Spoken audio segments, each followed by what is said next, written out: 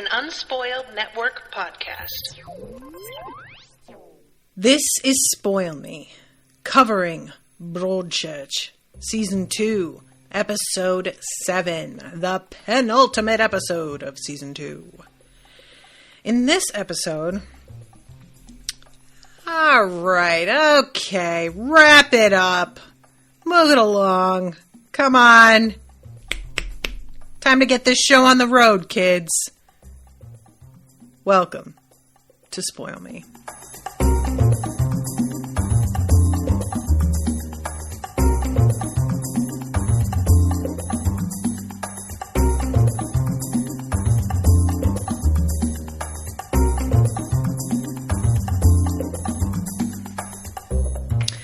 Welcome to the show, everyone. I am Natasha. Thank you very much to Jessie for commissioning this episode. I think I just saw Jessie on Facebook say that they hadn't rewatched this episode the way they normally do, and they were very irritated because they were going to be late. But nevertheless, hi Jessie, when you arrive, or when you listen to the beginning. So, guys, okay, I'm eager to talk about this episode actually because I need to finally make my call. This is something that I do with everything. And it's something that I have kind of gotten on Owen because he will do the opposite. He tends to decide that he is going to love something 2 episodes in. And also will decide that something is going to be trash 2 episodes in. I don't like to do that because I know how much can change. And he does too, but he doesn't stop and really consider that. And for me, this season has been a disappointment. I got really excited when we started off and I realized what they were going to do with Joe. I find courtroom dramas to be pretty compelling usually because it's all about arguing, figuring out loopholes, the holes in someone's story. It's similar to doing an investigation, except it's putting the pieces together that somebody else has foraged for you instead of going foraging yourself. And personally, I really enjoy the structure of how this has taken place, which is we have the murder and the search for the killer in the first season. And throughout that season, we see a lot of shady things go down that we sort of hand wave because it's a TV show. And then in the second season, we see all of the things they did that were really questionable that we were willing to let go because we're an audience that's prepared to suspend disbelief in a lot of ways, come back to bite them in the ass, as it turns out, and undermine their credibility and really put cracks in the case against Joe. So I think that's actually a really smart idea to show both what happens during an investigation, but then how crucial cutting corners can turn out to be when you actually have to make an ironclad case against a person. And we always hear about oh, he got off on a technicality, but the technicalities, it's usually framed as something that's extremely minor that was understandably overlooked. He didn't sign this form on this series of forms, or he wasn't read his Miranda rights as he was put in the car. Things like that, where it can really feel yeah, but come on, you had everything else. That one thing shouldn't be it. And instead here we see a variety of things that we know the context of how it happened. We know about why Alec decided to let Ellie go into that room and beat the shit out of Joe. We know why Mark went to see Joe and got the guard to let him in. We understand why Ellie finally gave her sister money in exchange for some information. We know why all of this happened. But when you put it in the context of creating a case, there's no denying that I think most of us, upon hearing these pieces of info, would really be looking askance at the law enforcement involved. I mean, it's a series of things punching a hole slowly through it all. And it's really difficult to not see how this could completely add doubt to the scenario. And that's really all that's needed, allegedly. There needs to be doubt that Joe committed the crime. That's all there needs to be. And all of these things coming back are really problematic. I love that. I think that's something that I haven't seen often. The clear delineation between the season with the investigation and the season. And I think it works well in terms of how short the seasons are as well, which is something that American TV still needs to learn.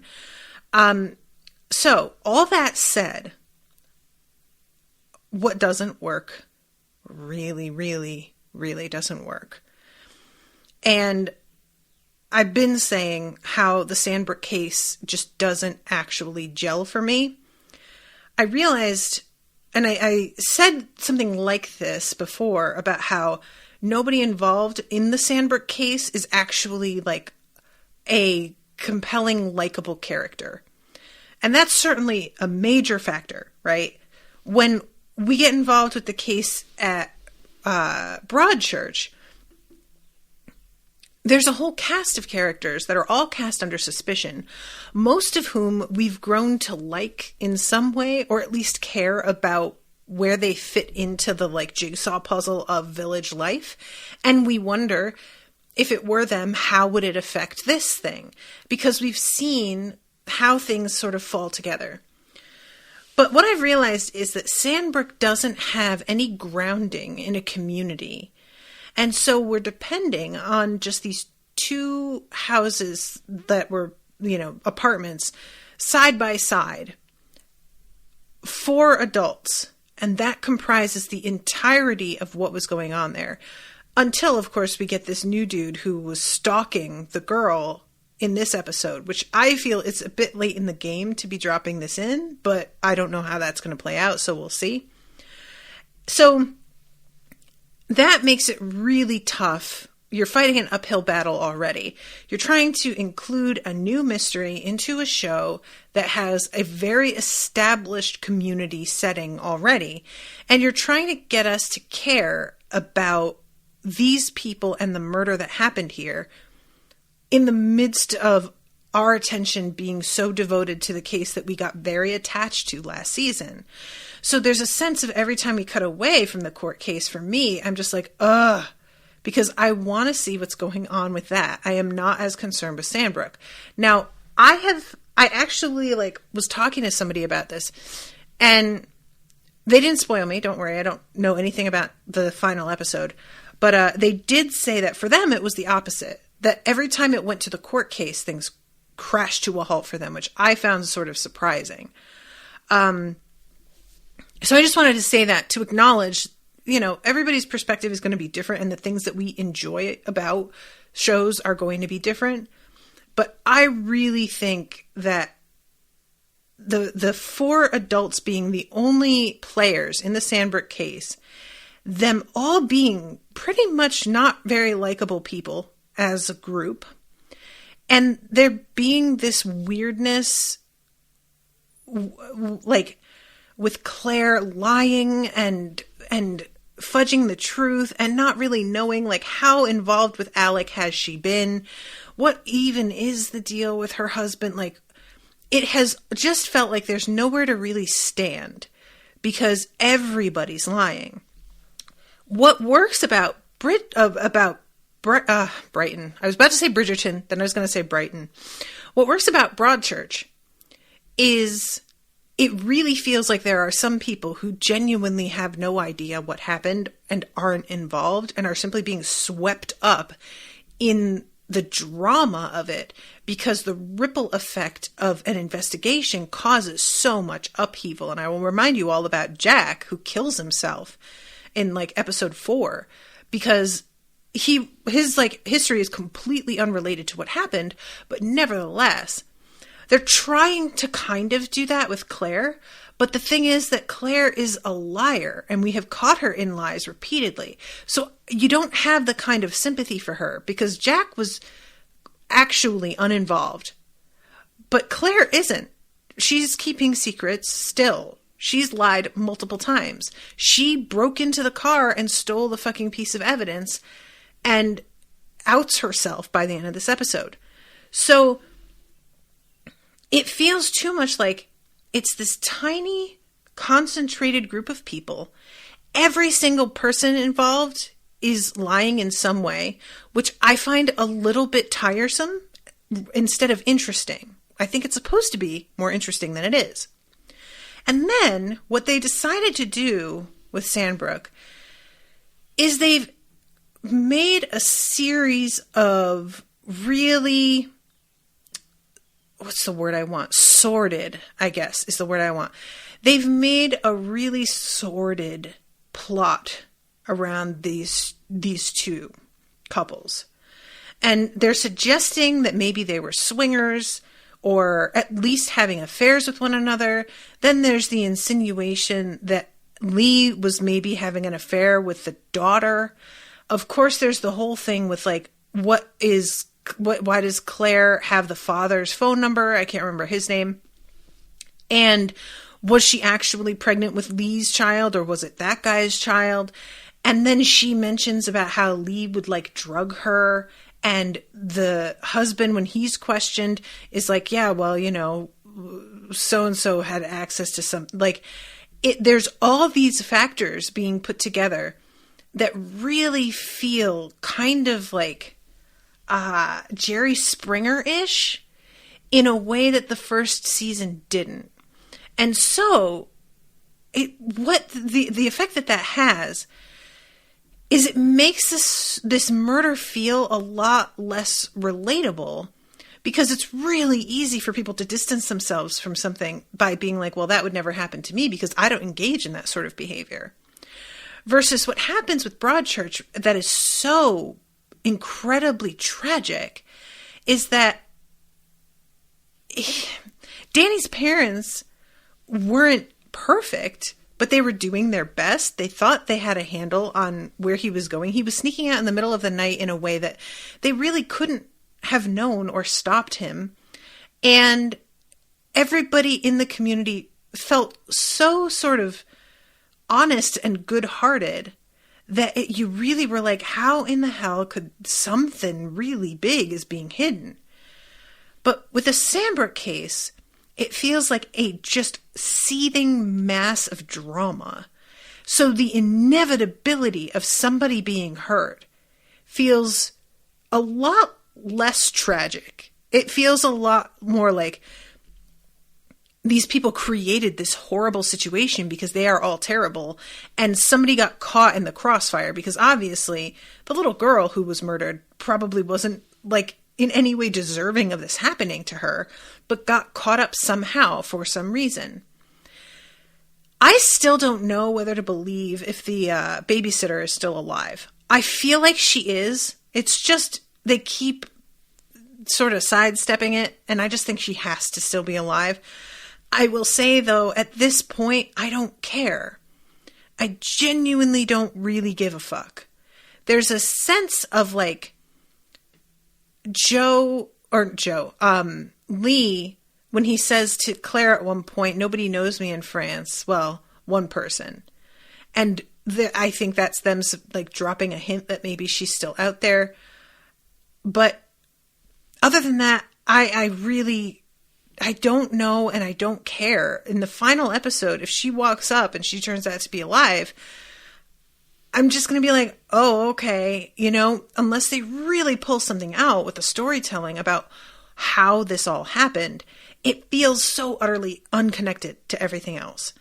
And it's just difficult for me to give a shit at this point. The only reason that I really cared was because I knew how much it meant to Alec. And I wanted him to be able to get the closure on that. But it's sort of odd watching this, because this episode is when he has had his pacemaker put in, he's out of the hospital, and he has a monologue pretty much with Lee where he's talking about how he has a new lease on life.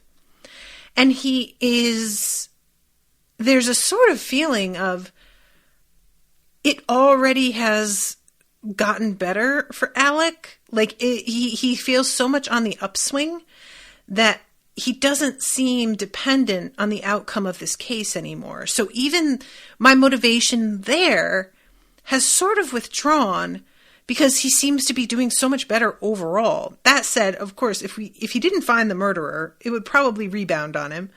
But nevertheless, you know what I mean? That there's a feeling to the desperation that he had at the beginning of the season and all of last season that made me really want him to be able to succeed in tracking this killer down. And they have sort of crossed over with him so much that I'm like, well, does that even really matter at this point? Like, he seems to be doing a lot better. I don't know. And then there's just the whole relationship with Claire and Lee, which is so... It just doesn't feel like it fits with the overall tone of the show. Like I said, it feels so over the top. They are Sid and Nancy, the Joker and Harley Quinn, the whole codependent aspect of the two of them and the dysfunction and the toxicity. It is so over the top. It feels like a Law and Order episode or something. It just doesn't feel real and grounded the way that the rest of Broadchurch has felt. So we have like this revelation this episode. So I had said that I was pretty sure Alec had slept with Claire. Turns out, no. I really still feel like there was some chemistry between the two of them. I don't know if that's just because she is a flirt and she has chemistry with people because that's like the way that she approaches things, is to sort of be seductive, or maybe Alec, after having just been cheated on and finding out about it, saw her as somebody who needed him, and so he was drawn to her because she represented a problem that could be solved and somebody who actually appreciated him. There's a variety of reasons that there could be that vibe between the two of them. But what it comes down to is the pillow talk that we thought we were seeing was actually him laying next to her when she was in the hospital after getting an abortion, or before. The whole thing with this scene, I have had an abortion and it was nothing at all like this. There was no like stay. I wasn't in a hospital bed before, and I wasn't left in one after. It was a very in and out sort of thing. So I was sort of like, unless something went really wrong, I don't know. But also, this is a totally different country, and I have no idea how it's handled over there. Healthcare being better there, maybe they do a much more compassionate job. So what it turns out is that she had an abortion, and she hasn't even ever told Lee Ashworth that she was pregnant at all. And what he does, and by he I mean Alec, he goes to Lee and tells him about how he has a new lease on life, that he feels like he's finally going to catch him, and he is still asserting that Lee is the one who killed the little girl.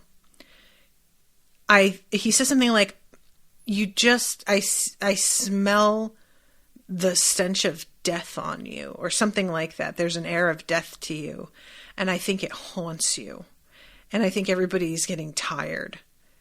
And I just don't know. So here we go again with me feeling like I don't care at this point, because I was saying I don't think Lee is guilty. Actually, I think it probably was Claire, and that Lee left because like he was in such a bad position, but also he didn't want to testify against her. And I was still invested at that point because Claire seemed sympathetic.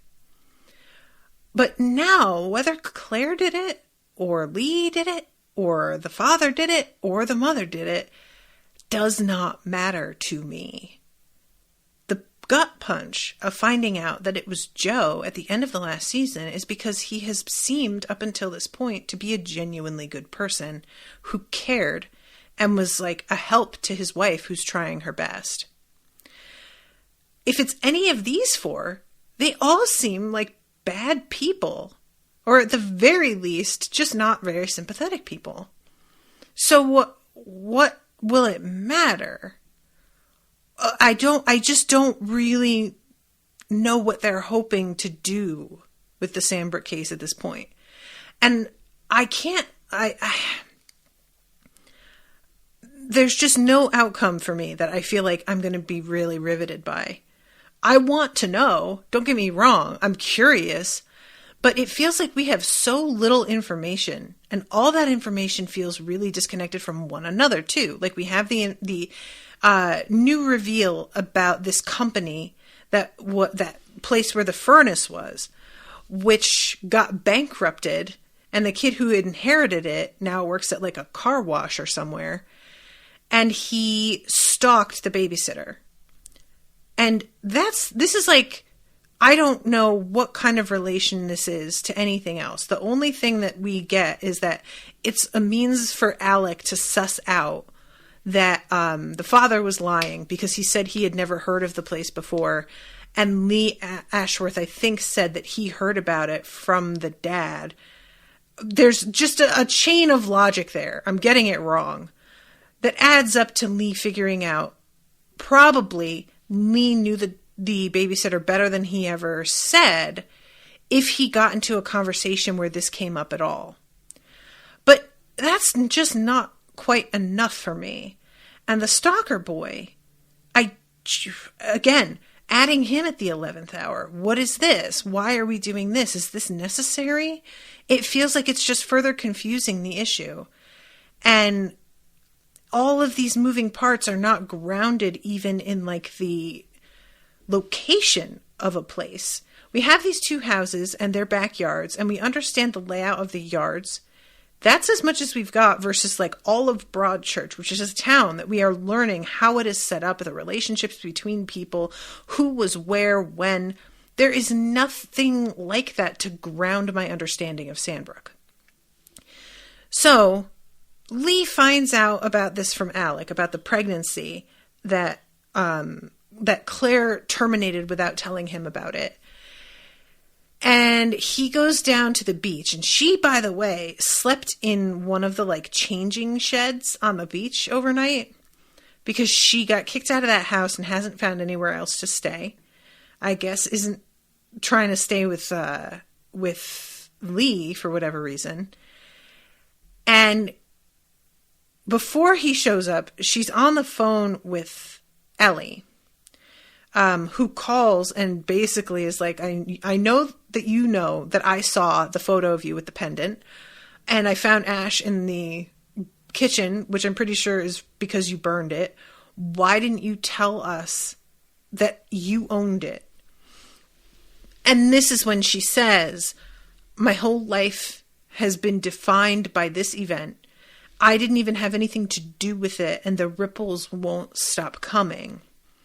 Which again, if I really believed that she didn't have anything to do with it, this would be much more tragic to watch. And maybe in retrospect, it will be. But as of right now, I don't have sympathy for her because all she has done is lie. And I get that it's meant to be. She's lying because she is loyal to Lee Ashworth. But her loyalty is solely founded in a really gross, codependent, abusive relationship. So I can't even respect that. It just makes me angry and sad.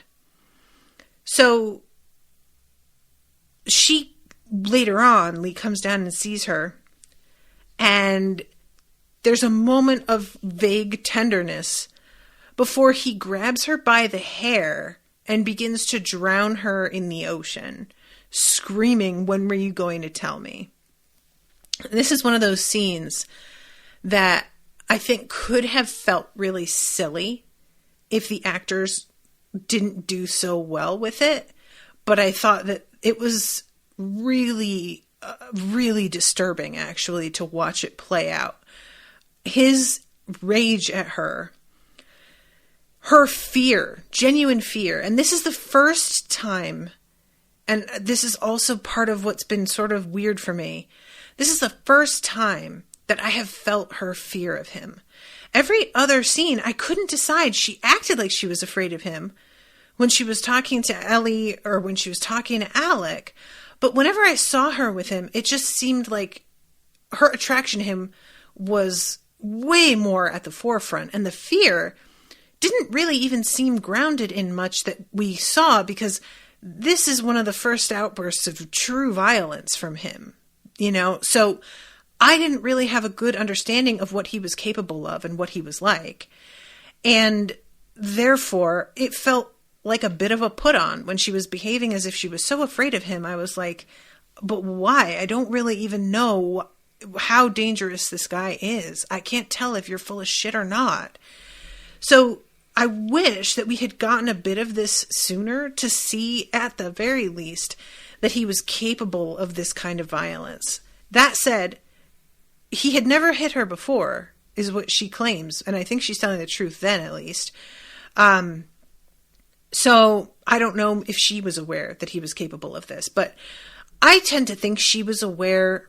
Whether or not he was guilty of the murder, who knows about all the other stuff. But when you are with somebody who is able to, you know, not every man would be capable of dragging a woman into the ocean and threatening to drown her because they were angry at something that happened years earlier. That takes a certain type of person. And when you're in a relationship, you begin to get a sense of if you are with that type of person. There's just this is something that I grew up with. My father never acted out in violence, not until I was probably like 16.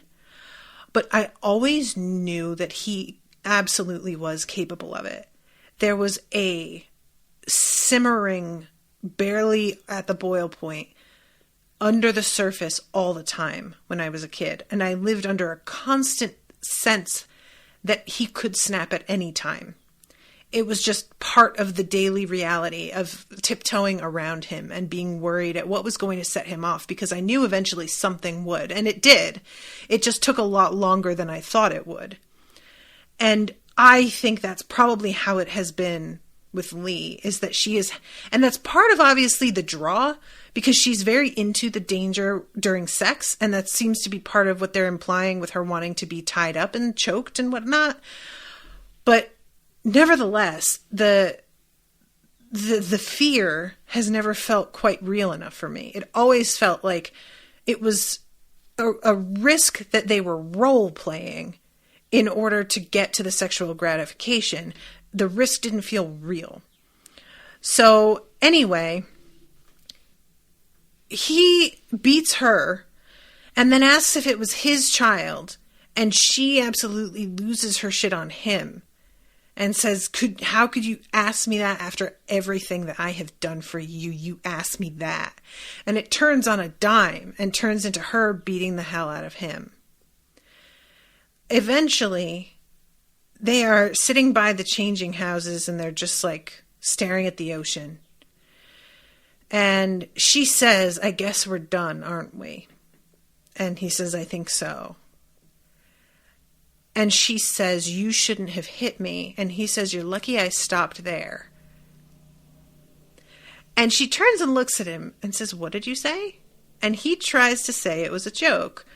No, it wasn't. You fucking coward. Say that shit with your whole chest, sir, or don't fucking say it.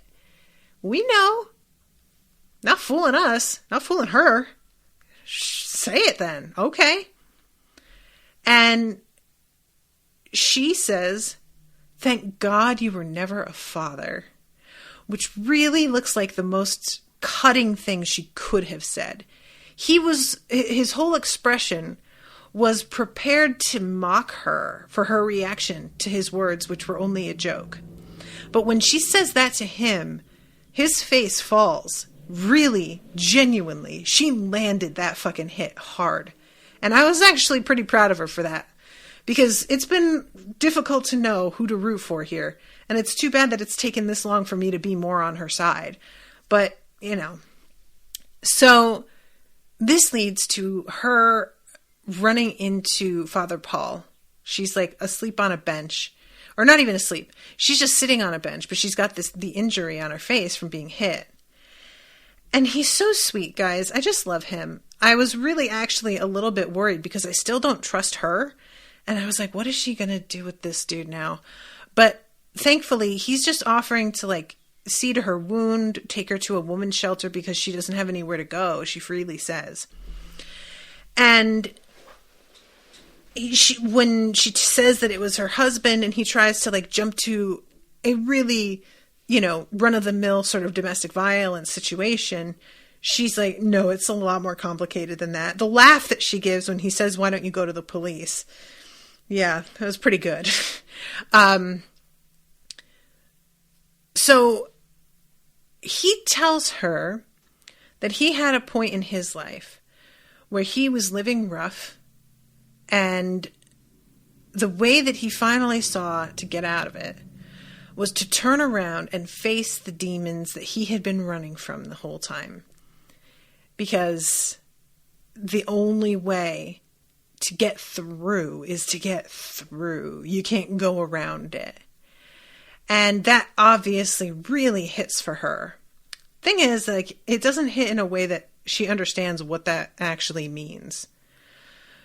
So the next time we see her, she's going into the courthouse and she goes up to Alec and says, here, you want the pendant? Have it.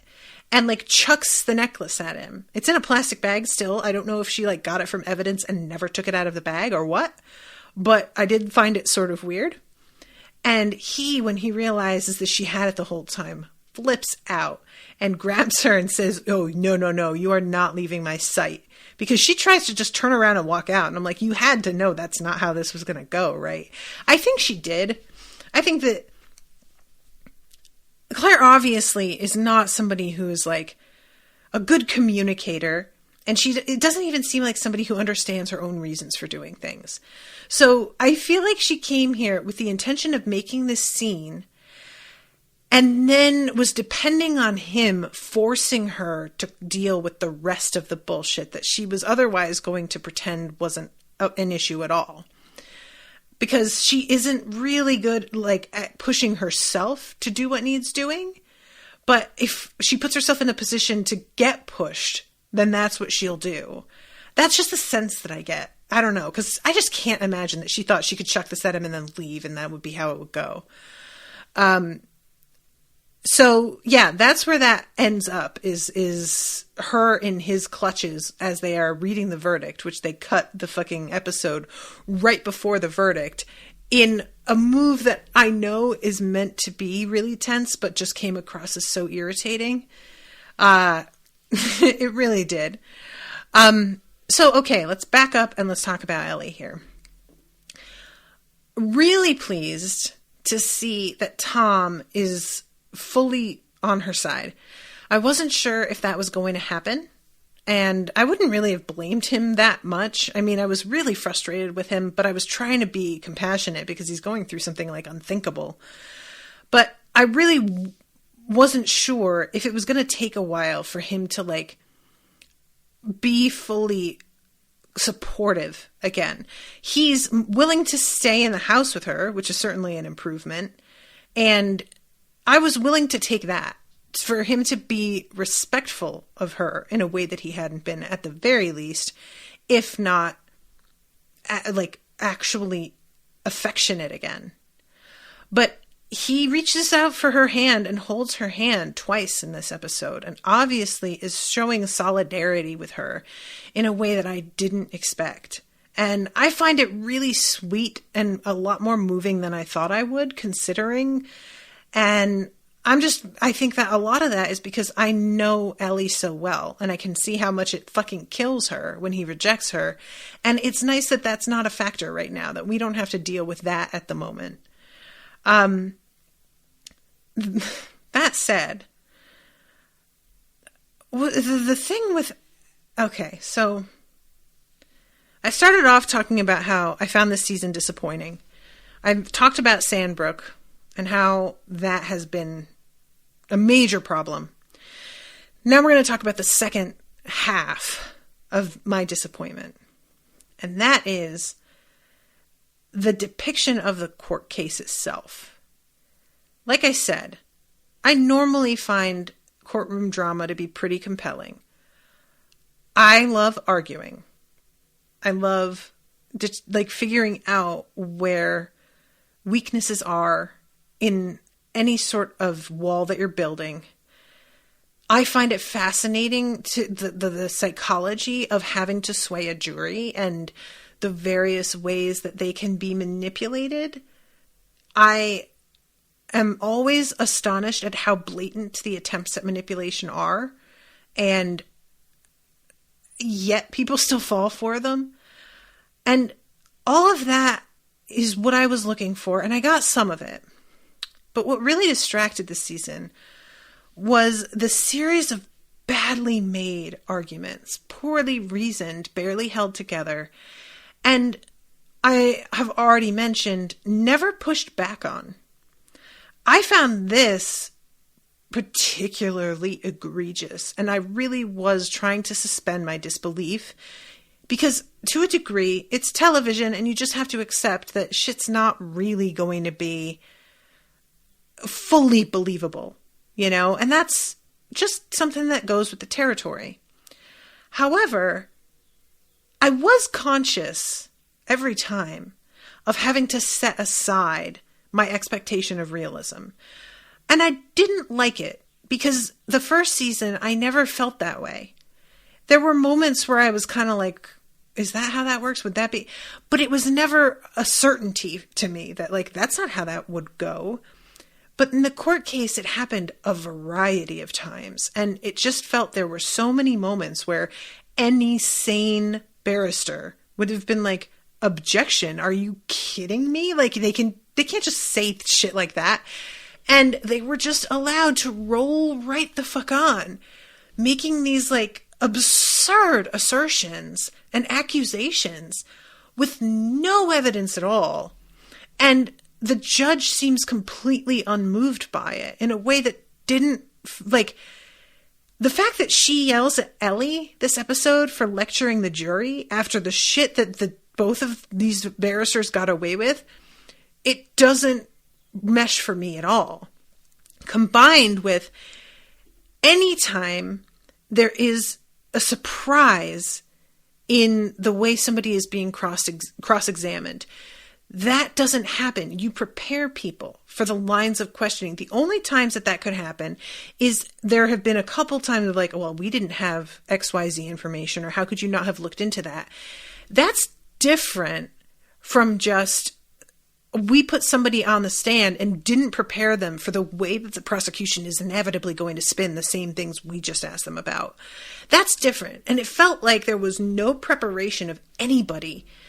And it was just really distracting because I don't buy it. You know, it would be one thing if this felt like a smaller, sloppier case that was being put together by people who aren't great at their jobs or don't care, or for whom this doesn't seem like a priority. But this is supposed to be a pretty fucking high profile case and two pretty high profile lawyers. And yet they don't do their basic due diligence in a way that I find just completely inexcusable. I mean, I would have done a better job. I don't know what I'm doing. So that, and then I was like I said, setting a lot of that aside. But then this episode, it really just got so bad that I retroactively did like a take backsies on my willingness to go with it on previous episodes. The argument that the defense finally makes, because I have to remind you guys, they don't actually ever come out and say who they're going for. It's obvious as things begin to fall into place that they're gunning for Mark, but they never actually present an alternate version of what happened in any cohesive way until this episode, in which they assert that Mark had an affair, that she really gets pretty heavy in mocking how he interpreted a fumble in a car as true love, which is a very strange like spin to even start putting. I didn't really understand the purpose that was meant to serve. But regardless, he is so convinced that he is in love with this other woman that he decides to write this letter to his wife. But then his son sees, and he's desperate to stop him before he tells, and kills him in the heat of the moment. Y'all, there are so very many holes that the prosecution could punch in this story, and it doesn't feel like she tried to do any of that. So first of all, later on, the jury asks for photos of the view of the parking lot from the cottage. Okay? So that's the first thing I would do, were I the prosecution and they're setting up this fucking assertion. I would want very detailed photos of everything and all of the positions, because I would want to be able to point out how unlikely it would be for that to have happened. So the fact that they have to ask for this evidence, for me, is mind-blowing. Secondly, her whole assertion here is predicated on Mark wanting to hide that he was having this affair, when she just said he was about to tell his wife he wanted a divorce in a letter. How does that work? Why would he care enough to kill his own son? It's one thing if he claimed, I was writing a letter because I said our marriage was over, and she chose to leave out that he said that in her building of the case. But she doesn't. That's how it starts, is her talking about how certain he was that this woman was his new true love. That's like the whole opening of her argument. And so she's admitting that she's taking his word for, and expecting the jury to take his word for, the fact that he intended to end his marriage. So if that's true, why would he be willing to kill Danny? I would see him being upset that Danny would spill the beans before he was ready to. Maybe he was hoping that he could file for divorce without his wife ever knowing he'd been having the affair at all. I don't know. Like, one could make an argument that that would be upsetting, but I certainly don't see it as the motivation for murder. It doesn't work with what she previously said he was doing and the frame of mind he was in. And just the whole creation of this case, I don't understand why a show that has been so careful in the previous season to take note of the variety of things that were shady in order to point them out, would then allow the court case to proceed in a way that feels like, yeah, we're going to point them out and they're going to be used as ammunition, but there's not going to be any pushback to that. It feels like it's sort of undermining itself. And another example of this is when she, first of all, requests permission to treat the witness as hostile with Ellie, to which I would like to know how they decide that. I thought that was something that you did once you begun your questioning, and they began to throw an attitude at you. If that was something that you did, and you decided, I'm going to treat them as hostile from now on because you can see how they're acting. But she asks before she calls Ellie, which I thought was weird, and I don't know, I'm freely admitting, this is just my interpretation of the way that's usually used in media. I don't know that it's not allowed. I just found it strange. And then when Ellie goes up there, what they are attacking her on is the fact that the same day that her sister came and gave information about seeing Joe, Ellie cut a check to her sister for £1,000. And, hi. Where was the warrant, though? How was the defense able to use a bank account they should absolutely not have had access to in any way to support their case legally? How could they do that? They would have had to go through channels to obtain a warrant, and I slept with her son and saw the statement on the table, I'm pretty sure would not be considered access, like, for a warrant. For me, I don't see it. So how in the fuck can they just come up in here like the next day and share this information with a jury and the rest of the public and not have a shred of evidence to back it up? Either they have the shreds and we're just meant to believe that somehow her just like taking the bank statement off the counter is fucking legal, or they don't and they're hoping nobody asks and they're just saying this because apparently all you need to do is just say shit and it sticks a little, which we saw with them just completely fabricating an affair between Ellie and Alec. All they had to do was suggest it, and now it's a thing. It's backed up by literally nothing except for the fact that they were in a hotel room for a couple hours together, which genuinely, so what? And I just can't believe that in a show that, like I said, has been this careful, we're meant to just like accept this. It's so sloppy and really kind of insulting at this point. And that's why I said that I'm doing a take back on my suspension of disbelief in all previous episodes, because these two things were so egregious. Mark's motivation for murder makes no sense, and this like supposedly damning piece of evidence is illegal and should not have been permitted in court. And really, that should call into question the entire case if they were doing shit like that. So, that said, I have to assume Joe is found guilty next episode, because if he's not, literally, what was all this for? I can't imagine that like season 3 is us dealing with Joe re-entering public life in Broadchurch, you know. I hope it's not. I have no interest in that, you know. I really don't.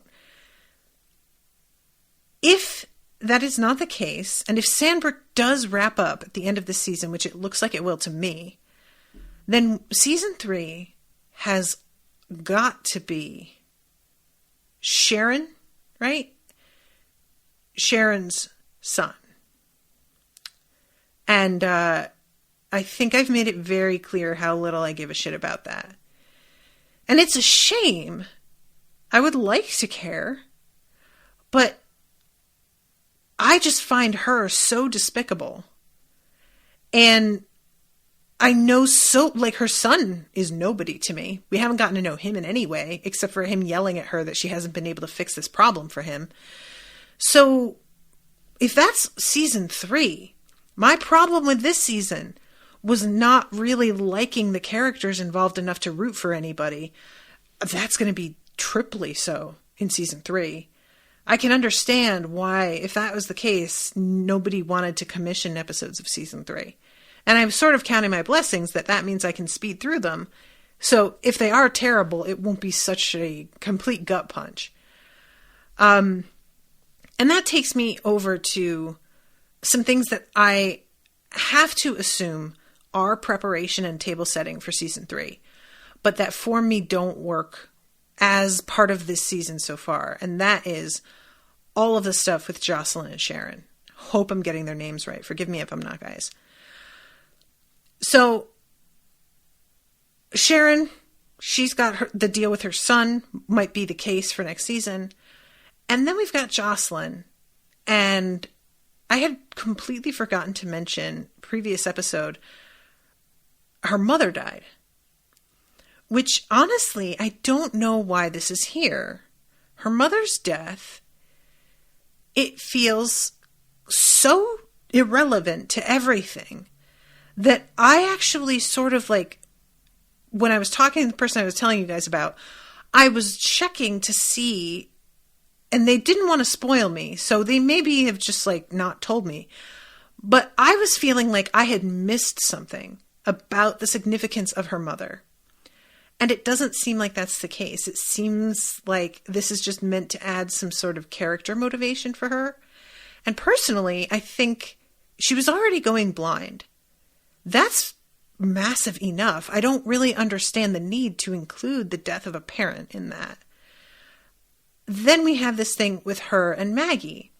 And again, it's not like it's not sweet. I said something about how I suspected there was something going on between the two of them, and I felt very validated. But I don't really see the relevance. I am not here because I care about Jocelyn. I truly, like, the backstories of the two lawyers are not a priority for me. So all I can assume is that they are setting these two up to be major forces in season 3. And they felt the need to build in some backstory for the two of them in this episode so as to go into season 3 feeling some sort of a connection with them, instead of just trying to drum up a relationship with the viewers out of nowhere. And if that's the case, I just feel like there had to be a more elegant way to do it. I don't see the problem in having our understanding of both her and Sharon be purely professional and then get into a little bit more personal stuff in the next season. It's just right now, I want the story to be tight. I want it to be focused on Joe. And because so little happens regarding Joe this episode, it really feels like this should have been the finale and we should have cut a lot of the fat. This just feels like filler, you know? Now, I'm sorry. I know that I've just been super negative for like 50 straight minutes. I keep in mind, I've been really like holding my tongue and trying to keep my judgment to myself for 7 episodes because I just was so frustrated, but I was also still like enjoying it and trying my best. So this is sort of the culmination of 7 episodes of disappointment after a really stellar first season. This is a kind of curse that a lot of shows suffer from too, so I was a little worried about it. When a first season is as excellent as this one is, it's often impossible to follow it up. Very few shows are able to do that. And some can, but it's just so rare. So I think I was in a combination of like wanting to withhold judgment, but also personally hoping my best that it wasn't going to happen the way that I was afraid it was going to happen. One thing though that I did like regarding our original Broadchurch crew is the scene with Beth and Ellie talking. Earlier in this episode, Beth and Mark have a talk where he says, "Should I move out?" And she's obviously stunned at him asking this in just such a casual sort of way as they're getting ready to go out. It just feels like a bad time. And I think that she thought her screaming at him last episode and basically telling him to shape up or ship out was going to be a catalyst for him to do better. And instead, he's suddenly sounding like he wants to give up, and she just wasn't expecting that. And I think her acting is so good here, really, and she's so frustrated. And basically, what's so annoying about Mark is that I do believe he wants to be better, but he wants to be better in such a passive, like, lacking in responsibility sort of way. He wants her to make him better and isn't willing to like come through because it's the right thing to do and because he cares. And I'm sure that a lot of that is coming from the fact that he feels such guilt. Every day he's going into a courtroom and being raked over the coals, and it's being suggested that he murdered his own son. And like, regardless of how this court case actually comes out, whether Joe is convicted or not, there are always going to be people who wonder if maybe it was Mark. I'm certain of that. And he has to know that. So I bet that there's a major part of him that's maybe thinking it would be better for my family if I weren't part of it anymore, which is really sad. But in this scene, it comes across as so much more defeatist. And I'm pretty sure that's how Beth is seeing it. It's just, she wants him to put up a fight. And all he is doing is like, I don't know, maybe I suck. Maybe I should just go. And that's not what she needs right now. She wants somebody to be a support and to be as outraged as her. And he just seems so beaten down. And he tells her, you said you didn't need me. Or you said you didn't want me. Something like that. And she's like, no, I said that I could get by without you. You have to decide if we matter enough to you to change. Which I really like the phrasing of that. So then she's talking to Ellie later. And I don't really know when this happened. I would like it if if this was pinpointed a little bit more. And maybe you guys have an idea. But they seem to have made up. And I'm not really sure when that happened. Because it's one thing to be willing to just like sit next to somebody having a coffee and not scream at them that you knew and you did this. And another thing to confide in them that you're thinking of leaving your husband. This is a very like close friends kind of conversation. So it just feels like they've made up. And I feel like I kind of missed that happening. And I would have liked more time to be spent on that. That's the shit that I'm here for. I was pretty invested in the relationship between Ellie and Beth. They were friends who were driven apart by this fucking man. And I wanted so much for Beth to like see and really understand that she was blaming the wrong person. And it just feels like we jumped right into them having a heart to heart. And I was like, where did this come from? Regardless, I was happy to see it.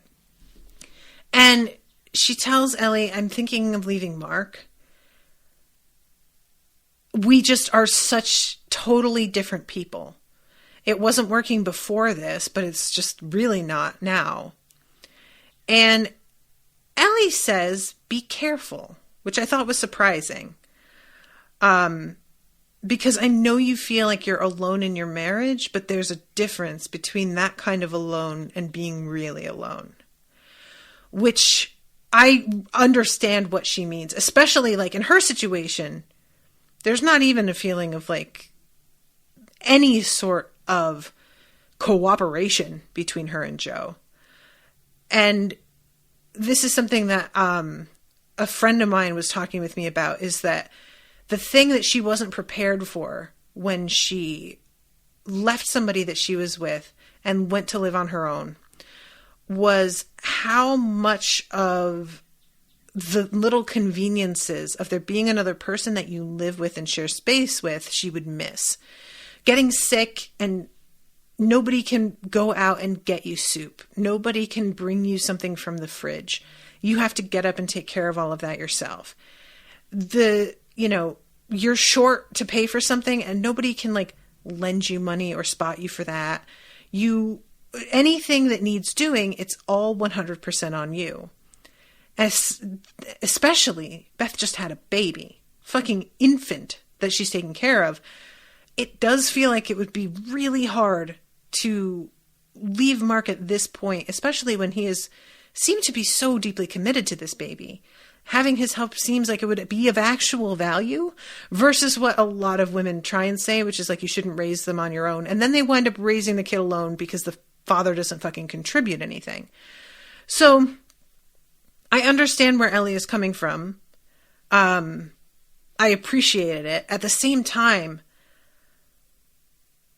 I just wanted her to be like a little bit more supportive of her friend in that moment rather than giving advice, because their friendship feels so fragile to me right now.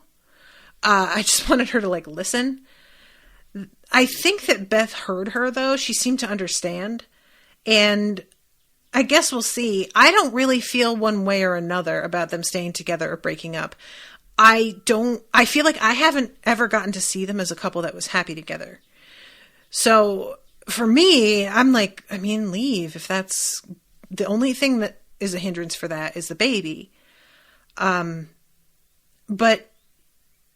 mostly I want Mark to like feel freed from the guilt, because this case has fallen apart in many places due to him and the secrets that he has kept, and that really needs to be fucking fixed. So there's one last, I'm over time, but there's a scene that I meant to talk about where Ellie and Alec go and visit the father again in that trailer that he works in. And this is when Alec spots the picture of the bluebells on the wall. And it made me realize that he had never been here to this guy's little trailer that he's working from, which I found really, really surprising. If a child is murdered, I would have thought that their parents' workplaces and home would be searched. I would have expected it. I don't know if that's me having a sort of unreasonable expectation, but it really shocked me to know that Alec had never actually even been here before. And this is when he like is looking around, he sees a phone, and for some reason just seeing the phone gives him the idea. And they go outside and he tells Ellie to dial the number that she had gotten from Claire's cell phone. And sure enough, it rings in this guy's office. I don't know why Alec just saw the phone and was like, aha, I know where that number goes now. What made that connection for him? Why? I guess it's the bluebells, huh? It's the fact that the bluebells were in that photo and Claire had one in her closet. That has to be it, right? It's just him being like, well, I guess there's something there. And I just don't know what to make of the connection between the two of them. I was assuming that's who Claire was like afraid of last episode when she got kicked out and sort of freaked out.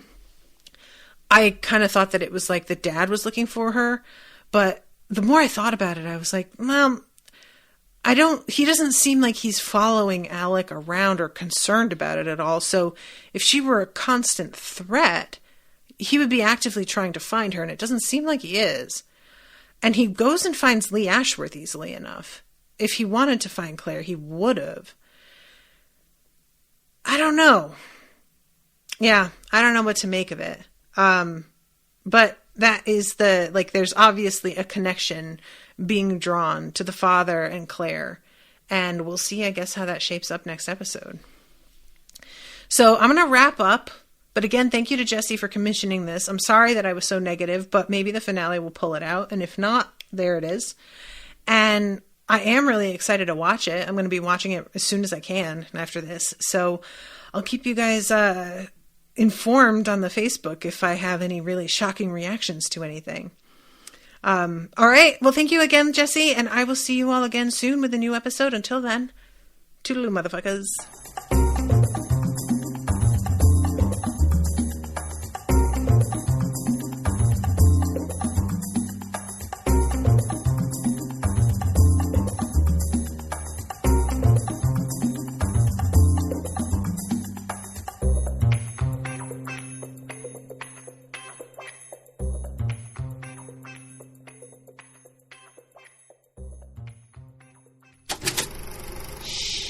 That was an Unspoiled Network podcast.